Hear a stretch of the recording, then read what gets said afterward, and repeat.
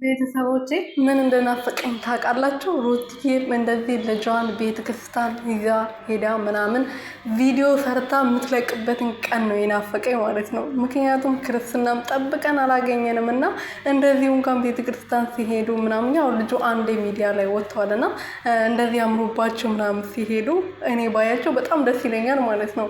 ፍቅርዬ እንግዲህ የልጇ ሁለተኛ አመቷ ነው። እንግዲህ ሁለተኛ አመቷ በዚህ ሰሞን ልደቷ ነው። መልካም ልደት በሉልኝ ብላ ነበር እና ዛሬ ደግሞ እሑድ ነው እንደምታውቁት። ብዙ ሰው ቤት ነው የሚውለው፣ ቤተክርስቲያን ይሄዳል፣ ቸርቹን የሚሄደው ቸርቹን ይሄዳል እና ፍቅርዬም ልጇን እዛ ቤተክርስቲያን እንደዚህ አምሮባቸው ዝንጥ ብሎ አንድ አይነት ለብሰው እንግዲህ አንድ አይነት ደግሞ ስታድላ። ግን መታደል እኮ ነው ልጅን በዚህ እድሜዋ ልጅ ማግኘት ማለት በጣም መታደል ማለት ነው። የምሬ ነው ማርያምን።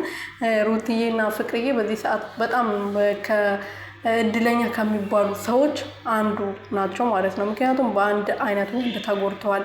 አንድ አይነት ህይወት ነው ያሳለፉት ስላችሁ አንድ ወንድ ነው ሁለቱንም የጎዳቸው ማለት ነው። ፍቅርና ሩትዬ አንድ ተመሳሳይ ህይወት ነው ያላቸው። ፉፉም እንግዲህ ልጅ ከወለደች በኋላ በምን እንደሆነ ባናቅም ተጣልቶ ተለያይቶ የሆነሱ ቀርተዋል። ፍቅርዬ የራሷን ህይወት ጀምራለች። አሁን በዚህ ሰዓት የራሷን ህይወት እየኖረች ነው እንደምታዩት ከልጇ ጋር ማለት ነው። አብርሃም ግን የራሱን ህይወት ኖሮ ወይን አልኖረ ወይን ሩትዬን ትተዋት አልተዋል። አንዴ እየመጣ አንዴ እየሄደ እንግዲህ እሷን እየበጠበጣት ይገኛል።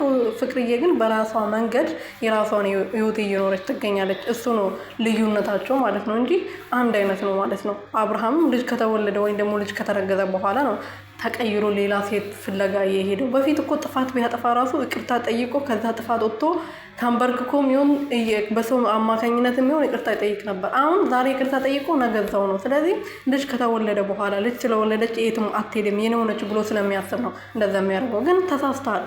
መቼም እንደዛ አይደለችም ሩትዬ። ገና ልጅ ናች፣ ቆንጅዬ ናት።